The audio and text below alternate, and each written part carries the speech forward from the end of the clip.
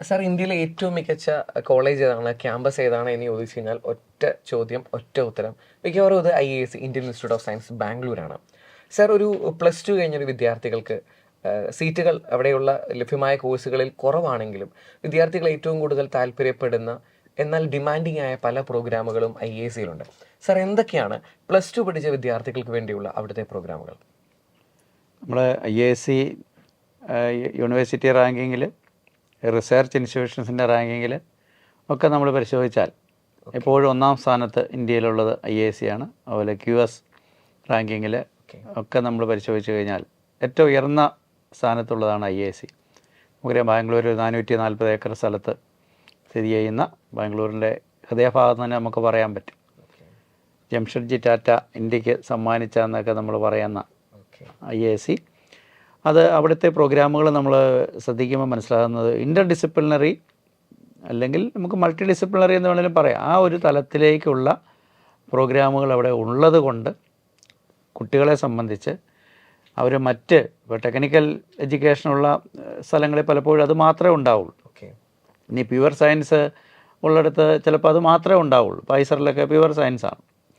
അപ്പോൾ അതിന് പകരം ഇൻ്റർ ഡിസിപ്ലിനറി ആയിട്ടുള്ള പ്രോഗ്രാമുകൾ ഇവിടെ ഉള്ളത് കൊണ്ട് ഏറ്റവും നല്ല രീതിയിൽ അവരെ മോൾഡ് ചെയ്യുന്ന, അവർക്ക് നല്ലൊരു എക്സ്പോഷർ ലഭിക്കുന്ന ഒരു സ്ഥാപനം തന്നെയാണ്. തന്നെയുമല്ല, നല്ല പ്ലേസ്മെൻറ്റും ഉണ്ട് ഇവിടെ. പ്ലേസ്മെൻ്റ് ഉണ്ട്. പിന്നെ കഴിഞ്ഞ വർഷത്തെ ഒരു മീഡിയൻ പാക്കേജ് 27 ലക്ഷം രൂപ, 27 LP ആണ് അവിടെ കാണുന്നത്. അതെ. തന്നെയല്ല, അവിടുത്തെ BS പ്രോഗ്രാം കുട്ടികൾ 1 വർഷങ്ങൾ നിന്ന് കഴിഞ്ഞാൽ MS ആക്കി, മാസ്റ്റേഴ്സ് ആക്കി അവർക്ക് മാറ്റാനും പറ്റും. അപ്പോൾ അങ്ങനെയൊക്കെ നമ്മൾ എടുക്കുമ്പോൾ ഏറ്റവും നല്ല ഇൻസ്റ്റിറ്റ്യൂഷൻ തന്നെ നമുക്ക് പറയാൻ പറ്റും. അവിടുത്തെ പ്രോഗ്രാംസ് ഒന്ന് 4 ഇയർ BS പ്രോഗ്രാമാണ്. അപ്പോൾ അവിടെ മാത്സ് ഉണ്ട്, മാത്സിലെടുക്കാം, ഫിസിക്സ് ആകാം, കെമിസ്ട്രി ആകാം, ബയോളജി ആകാം, മെറ്റീരിയൽ സയൻസ് ആകാം, അതുപോലെ തന്നെ എർത്ത് ആൻഡ് എൻവയോൺമെൻറ്റൽ സയൻസ്, ഇതൊക്കെയാണ് സ്ട്രീമുകൾ നമുക്ക് പറയാൻ പറ്റുന്നത്. പിന്നെ അതുകൂടാതെ BTech പ്രോഗ്രാംസ് ഉണ്ട്. അതുകൂടാതെ മാസ്റ്റേഴ്സ് ലെവലിൽ അവിടെ മാനേജ്മെൻ്റ് ഉണ്ട്, MDes ഡിസൈനിങ് പ്രോഗ്രാമുണ്ട്. അതാണ് ഞാൻ ആദ്യം ഉദ്ദേശിച്ചത്. ഈ പറയുന്ന എല്ലാ തരത്തിലുള്ള പ്രോഗ്രാമുകളോട് ഉണ്ടെന്നുള്ളതിൻ്റെ പ്രത്യേകത. BTech പ്രോഗ്രാം 2022 അവിടെ സ്റ്റാർട്ട് ചെയ്യുന്നത്. അന്ന് അവിടെ സ്റ്റാർട്ട് ചെയ്തത് എമാൻസിയാണ്, maths and mathematics and computing എന്ന് പറയുന്ന പ്രോഗ്രാമാണ്. വളരെ നന്നായിട്ട് പോകുന്നു. നമ്മളിപ്പോൾ JEE അഡ്വാൻസ്ഡിൻ്റെ റാങ്ക് ലിസ്റ്റ് നമ്മൾ നോക്കിക്കഴിഞ്ഞാൽ കഴിഞ്ഞ വർഷത്തെ ലാസ്റ്റ് റാങ്ക് 856 ജനറൽ കാറ്റഗറി, 856. അതിന് മുമ്പത്തെ വർഷം 700 സംതിങ് ആണ്. അപ്പോൾ അത്രയും ഉയർന്ന റാങ്കുള്ള കുട്ടികളാണ് IIScയിലേക്ക് വരുന്നതെന്ന് പറയാൻ പറ്റും. ഈ വർഷം പുതുതായിട്ട് 3 BTech പ്രോഗ്രാമുകൾ അങ്ങോട്ട് ആഡ് ചെയ്യാം. ഒന്ന് എയറോസ്പേസ് എഞ്ചിനീയറിംഗ്. ഒരുപാട് കുട്ടികൾക്ക് താല്പര്യമുള്ള, നേരത്തെ തന്നെ അവിടെ BS പ്രോഗ്രാമിനൊക്കെ വരുന്ന കുട്ടികൾക്ക് വേണ്ടി എയറോസ്പേസ് ക്ലബ്ബൊക്കെ ഉണ്ടായിരുന്നു. അപ്പോൾ എയറോസ്പേസ് എഞ്ചിനീയറിങ്ങിൻ്റെ 4 ഇയർ BTech വരുന്നു. അതുപോലെ തന്നെ മെറ്റീരിയൽ സയൻസ് ആൻഡ് എഞ്ചിനീയറിംഗ്. നിലവിൽ നമുക്കറിയാം BSൽ മെറ്റീരിയൽ സയൻസിൻ്റെ ഒരു ഡൊമൈൻ അവിടെ കിടപ്പുണ്ട്. അപ്പോൾ അത് കൂടാതെ ഈ വർഷം എഞ്ചിനീയറിങ്ങിൽ BTechൽ വരികയാണ് മെറ്റീരിയൽ സയൻസ് ആൻഡ് എഞ്ചിനീയറിംഗ്. അതുപോലെ തന്നെ മാത്സ് ആൻഡ് കമ്പ്യൂട്ടിംഗ് നിലവിൽ BTech ഉണ്ട്, അത് മെക്കാനിക്സ് ആൻഡ് കമ്പ്യൂട്ടിംഗ് എന്നുള്ള രീതിയിൽ പുതിയൊരു പ്രോഗ്രാം കൂടെ വരിക. ഒരു നേരത്തെ ചിന്തിക്കുവാണെങ്കിൽ ഇപ്പോൾ ഒരു BTech വേണം, IITയിൽ അഡ്മിഷൻ നേടണം എന്നുള്ള വിദ്യാർത്ഥികളിൽ നിന്നൊരു കുറച്ചുകൂടി ഒരു ക്രീമി ലെയറിലെ ഒരു ഇൻഡസ്ട്രി റെഡി ആയിട്ട് കുട്ടികളെ ഇറക്കി വിടുക എന്നുള്ള ഒരു രീതിയിലേക്കാണ്, പുതിയ കാലത്തിനനുസൃതമായിട്ട് ഉള്ള രീതിയിൽ നമ്മൾ ഒരു ബ്ലെൻഡിങ് ആണ് എല്ലാം കൂടെ ഉള്ള. അപ്പോൾ ആ ഒരു എക്സ്പോഷർ ഒരുപാട് കുട്ടികളെ ഹെൽപ്പ് ചെയ്യും. സാർ, അപ്പോൾ ഇതോടൊപ്പം ഒരു കാര്യം കൂടെ, ഞാനൊരു പണ്ട് IIScയിൽ അഡ്മിഷൻ കിട്ടിയ ഒരു സ്റ്റുഡൻറ്റ് വന്ന് കാണാനായിട്ട് വന്നപ്പോഴത്തേനും സംസാരിച്ചപ്പോൾ പറഞ്ഞൊരു, ഞാൻ ചോദിച്ചു എന്താണ് ഒരു IISc ഇതിൻ്റെ ഒരു കമ്പാരിസൺ എന്ന് ചോദിച്ചപ്പോഴത്തേനും അദ്ദേഹം പറഞ്ഞ ഇങ്ങനെ ഒരു സ്ട്രക്ചറാണ്. അതായത് IIT ചെല്ലുവാണെങ്കിൽ മജോറിറ്റി സ്റ്റുഡൻസും ഡിഗ്രിക്കാരായിരിക്കും, UG BTech പഠിക്കുന്നവരായിരിക്കും. അവിടെയുള്ള MTechകാരുടെയും PhDക്കാരുടെയും എണ്ണം കമ്പാരിറ്റീവ്ലി കുറവായിരിക്കും. അപ്പോൾ ഡൊമിനേറ്റ് ചെയ്യുന്ന മജോറിറ്റി ഈ പറഞ്ഞ ഡിഗ്രിക്കാരാണ്. അതുപോലെ തന്നെ ഈ IIScയിലേക്ക് വരുമ്പോൾ അത് നേരെ തിരിച്ചാണ്. അവിടെ ഏറ്റവും കൂടുതലുള്ളത് ഒരുപക്ഷെ റിസർച്ചും Research. അല്ലെ അതുമായി ബന്ധപ്പെട്ട് നിൽക്കുന്ന സ്റ്റുഡൻസ് ആയിരിക്കും. ഏറ്റവും വളരെ കുറവാണ് ഈ പറയുന്ന ഒരു ഡിഗ്രി കാറ്റഗറി. അതെ, ഇതൊരു ഡിഗ്രി എണ്ണം കുറവാ. പിന്നെ ഒരു അതായത് ഒരു ടോട്ടൽ ക്യാമ്പസ് ലൈഫ് കുറച്ചും കൂടി ഒരു വൈബെന്നോ അല്ലെങ്കിൽ വേറെ തരത്തിൽ കുറച്ചും കൂടെ സീരിയസ് ആക്കുന്നോ റിസർച്ച്ഡ് ആക്കുന്നോ ഒക്കെ ആ ഒരു സ്റ്റുഡന്റ് പറയും. ഇതിനെ നമുക്ക് ശരിയായ രീതിയിൽ തന്നെ വിലയിരുത്താൻ പറ്റുമോ? നമുക്കൊരു റിസർച്ച് ആപ്റ്റിറ്റ്യൂഡ് അല്ലെങ്കിൽ ആ ഒരു ഓറിയൻറ്റേഷൻ ഇൻട്രസ്റ്റ് ഒക്കെ ഉള്ള കുട്ടികൾ പോകുന്നതാണ് നല്ലത്. നല്ലത്. ഓക്കെ. പക്ഷേ നമുക്ക് ഈ ഒരു മൊത്തത്തിൽ BS പ്രോഗ്രാം എല്ലാം കൂടെ 138 സീറ്റ്സ് ഉണ്ട്, അവൈലബിൾ ആണ്, തീരെ കുറവല്ല. ഓക്കെ. അതുപോലെ MNC മാസ് ആൻഡ് കമ്പ്യൂട്ടിങ്ങിൽ 52 സീറ്റാണ് ഉണ്ടായിരുന്നത്. ഇനിയുള്ളത് വരുമ്പോഴും മിക്കവാറും ഒരു 50 റേഞ്ചിൽ സീറ്റുകൾ ഉണ്ടാവും. അപ്പോൾ തന്നെ UG പ്രോഗ്രാം അത്യാവശ്യം ഒരു സ്ട്രക്ചർ ആവുമെന്ന് തന്നെ നമുക്ക് പറയാം. എങ്കിലും റിസർച്ച് താല്പര്യമുള്ള കുട്ടികൾ, ബേസിക് സയൻസിനോട് താല്പര്യമുള്ള, ബേസിക് സയൻസിനോട് ഇൻട്രസ്റ്റ് ഉള്ള കുട്ടികൾ പ്യുവർ സയൻസ് പഠിക്കാനും ഹയർ സ്റ്റഡീസും താല്പര്യമുള്ളവർ പോകുന്നതാണ് നല്ലത്. പക്ഷേ പ്ലേസ്മെൻറ്റ് നല്ല രീതിയിൽ ഉണ്ട് എന്ന് നമുക്ക് പറയാൻ പറ്റും. സാർ, അതുപോലെ തന്നെ പലപ്പോഴും ഒരു കൺഫ്യൂഷൻ തോന്നുന്ന ഒരു സിറ്റുവേഷനാണ് അഡ്മിഷൻ എങ്ങനെയാണെന്നുള്ളത്. ഇപ്പോൾ നമുക്ക് JEE ആകുമ്പം അല്ലെങ്കിൽ JEE അഡ്വാൻസ്ഡ് ആകുമ്പം കൃത്യം അറിയാം IIT-കളിലേക്ക് ഇങ്ങനെയാണ്. അതേസമയം IISc എന്ന് പറയുമ്പം ആകെപ്പാടെ കൺഫ്യൂഷനാണ് ഈ ഒരു ആംഗിളിൽ. അതായത് ഒത്തിരി എക്സാമുകൾ എടുക്കുന്നു, അതും അപ്ലൈ ചെയ്യേണ്ട സമയം പല സമയത്താണ്. ഇപ്പോൾ JEE അഡ്വാൻസ്ഡ് ഒരു ടോട്ടലി ഒരു കൺഫ്യൂഷൻ. ഈ പറയുന്ന പോർട്ടൽ തുറക്കുന്നു, ആപ്ലിക്കേഷൻ ടൈം കഴിയുന്നു, അടുത്ത പോർട്ടൽ തുറക്കുന്നു, ആപ്ലിക്കേഷൻ ടൈം കഴിയുന്നു. ഇത് പലരും അറിയാറില്ല. എന്താണ് അതിൻ്റെ ഒരു എക്സാക്ട് സിറ്റുവേഷൻ? നമ്മൾ IISc UG പ്രോഗ്രാംസിന് നമുക്ക് പഴയ പോലെ നമുക്ക് ഒരുപാട് പരീക്ഷകൾ നമ്മൾ ശ്രദ്ധിക്കേണ്ട കാര്യമില്ല. ഓക്കെ. ഒന്ന് IISER ആപ്റ്റിറ്റ്യൂഡ് ടെസ്റ്റാണ്. ഓക്കെ.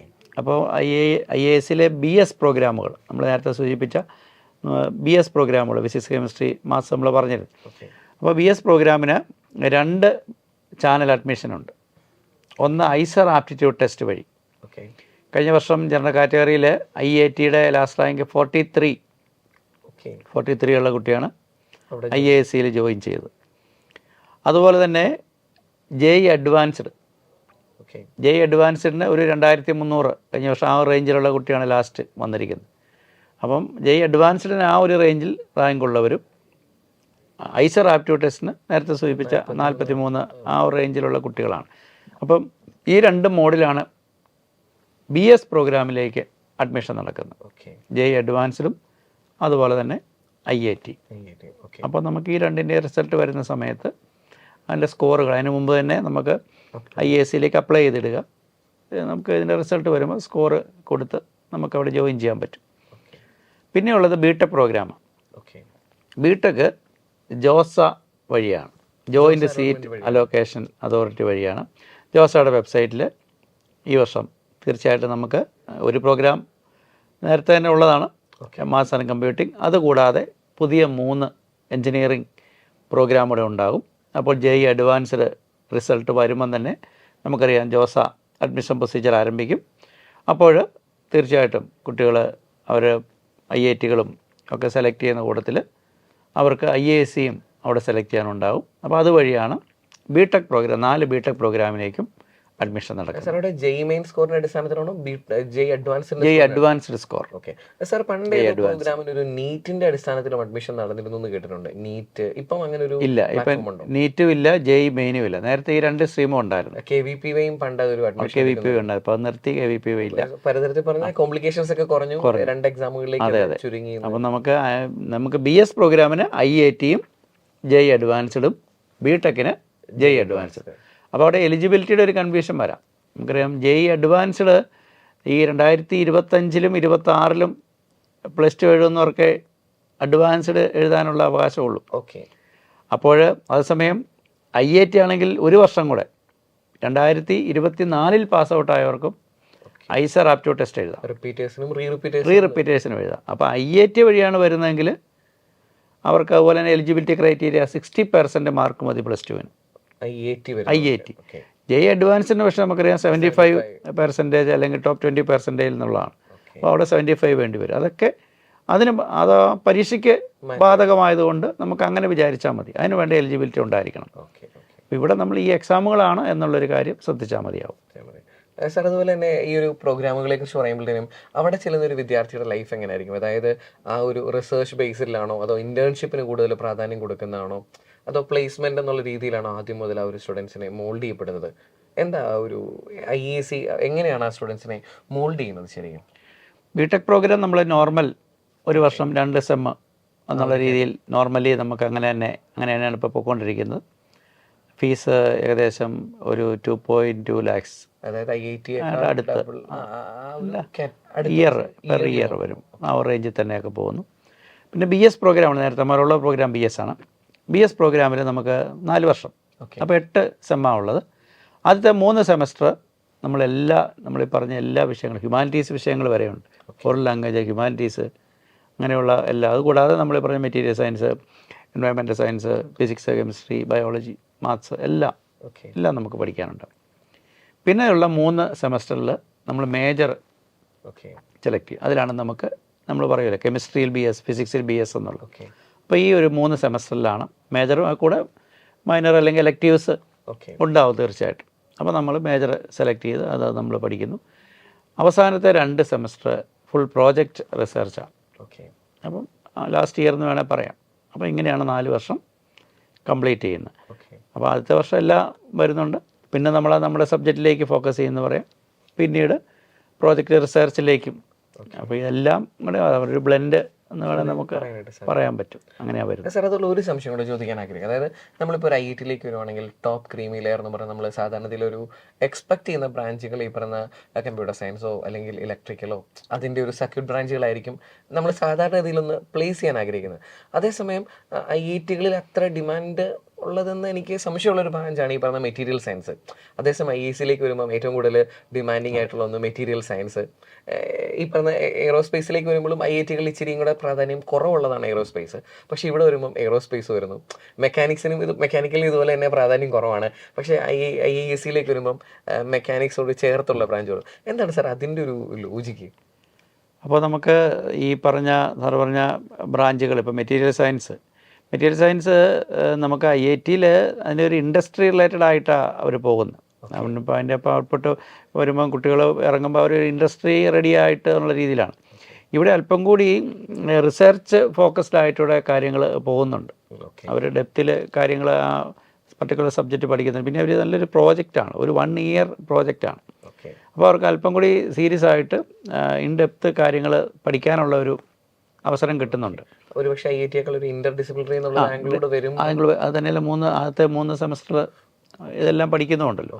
അങ്ങനെ വരുന്നതുകൊണ്ട് നമുക്ക് ഇവരെ സംബന്ധിച്ച് ഒരു R&D ഡിപ്പാർട്ട്മെൻറ്റിലൊക്കെ ഇവരായിരിക്കും തീർച്ചയായിട്ടും നമുക്കൊരു IIT ഇറങ്ങുന്ന ഒരു നോർമൽ ആയിട്ടുള്ള ടെക് സ്റ്റുഡൻറ്റിനേക്കാളും ഒരു BTech സ്റ്റുഡൻറ്റിനേക്കാളും പ്രയോറിറ്റി കമ്പനികൾ കൊടുക്കാൻ സാധ്യത കാരണം ഇവർക്ക് അല്പം കൂടി ഒരു റിസർച്ച് മൈൻഡോടെ ഉള്ളതുകൊണ്ട് ഭാവിയിൽ ഇരിക്കുന്ന കമ്പനിയിൽ വരാവുന്ന മാറ്റങ്ങളെക്കുറിച്ച് പ്രഡിക്റ്റ് ചെയ്യാനും ഇപ്പോൾ മെറ്റീരിയൽ സയൻസ് ആണെങ്കിൽ നമുക്കൊരു പുതിയ മെറ്റീരിയൽസ് ഏതൊക്കെ രീതിയിലുണ്ടാവാം, അപ്പോൾ അല്ലെങ്കിൽ അതുമായിട്ട് ബന്ധപ്പെട്ട റിസർച്ചിലേക്കൊക്കെ കമ്പനിയെ കൊണ്ടുപോകാനൊക്കെ ഇവരെ കൊണ്ട് സാധിക്കാം.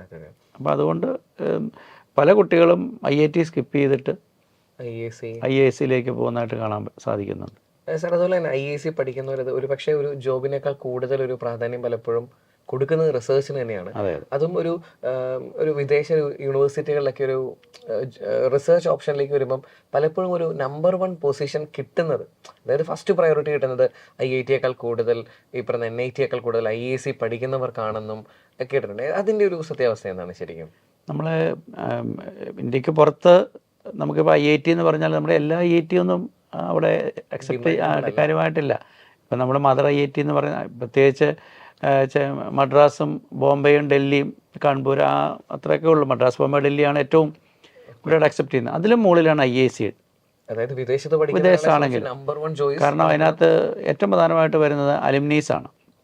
അപ്പോൾ ഈ പറയുന്ന യൂണിവേഴ്സിറ്റികളിലേക്ക് ഏതെങ്കിലുമൊക്കെ ഡിപ്പാർട്ട്മെൻറ്റുകളിൽ ഇവിടെ നിന്നുള്ള അലുമിനീസ് അവർ റിസർച്ച് ചെയ്യുമോ അല്ലെങ്കിൽ ഒരു പക്ഷേ പ്രൊഫസേഴ്സായിട്ടോ അല്ലെങ്കിൽ PDF ഒക്കെ ചെയ്യുകയൊക്കെ ചെയ്തിട്ടുണ്ടാവും. അപ്പോൾ അങ്ങനെ അവർക്ക് അവിടെ വിദേശത്ത് ചെന്ന് കഴിഞ്ഞാൽ ടോപ്പ് യൂണിവേഴ്സിറ്റീസിൽ IISc കുറിച്ച് അത് തന്നെയല്ല ഇതൊരു പൈനിയർ ഇൻസ്റ്റിറ്റ്യൂട്ടാണ്. അപ്പോൾ അതുകൊണ്ട് അങ്ങനെ ഒക്കെ വരാനുള്ള സാധ്യത കൂടുതലാണ്. അപ്പോൾ അതുകൊണ്ടാണ് പുറത്ത് തീർച്ചയായിട്ടും ഏത് IIT മുകളിലാണ് IISc എന്ന് വരുന്ന ആളുകൾ. കാരണം അവർ റിസർച്ചിലാണ് കൂടുതൽ പ്രാധാന്യം കൊടുക്കുന്നത്. അപ്പോൾ ആ ഒരു ഫോർമേഷൻ കിട്ടിയിരിക്കുന്നത് IISc എന്ന് വരുന്ന കുട്ടികൾക്ക് അതുകൊണ്ടാണ്. ഇന്ത്യയിലെ നമ്പർ 1 യൂണിവേഴ്സിറ്റി ഏതാണ് എന്ന് ചോദിച്ചാൽ ഒറ്റ ഉത്തരമേ ഉള്ളൂ, IISc ബാംഗ്ലൂർ. ഒരുപക്ഷെ നിങ്ങൾക്ക് അങ്ങനെ ഒരു സംശയമുണ്ടെങ്കിൽ ഈ ഒരു ഇൻ്റർവ്യൂ സെക്ഷൻ കേട്ട് കഴിയുമ്പോൾ നിങ്ങൾക്ക് കൃത്യമായ ഐഡിയ കിട്ടിക്കാണും എന്താണ് ഇതിൻ്റെ ഒരു റേഞ്ച്, പഠിക്കുന്ന വിദ്യാർത്ഥികൾ ഏതൊക്കെ സിറ്റുവേഷൻസ് ആണ്, ഏതൊക്കെ അവസരങ്ങളാണ് അവർക്ക് അവിടെ ഒരു ക്യാമ്പസിൽ ലഭിക്കുന്നത് എന്നതിനെക്കുറിച്ച് നിങ്ങൾക്ക് അറിവ് കിട്ടിക്കാണും എന്ന് ഞങ്ങൾ കരുതുകയാണ്.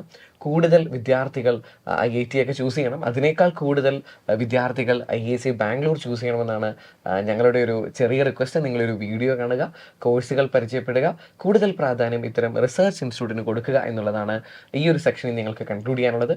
ജോബി സാർ, ഈ ഒരു സെക്ഷൻ വളരെ യൂസ്ഫുൾ ആയിരുന്നു. വിദ്യാർത്ഥികൾ ഒരു പക്ഷേ വരും കാലഘട്ടങ്ങളിൽ IITയേക്കാൾ കൂടുതൽ പ്രാധാന്യം IIScക്ക് കൊടുക്കട്ടെ എന്നും കൂടുതൽ മികച്ച ഡെവലപ്മെൻറ്റുകൾ ഇന്ത്യക്കും സമൂഹത്തിനൊക്കെ ഉണ്ടാകട്ടെ എന്ന് ഞങ്ങൾ ആശംസിക്കുന്നു.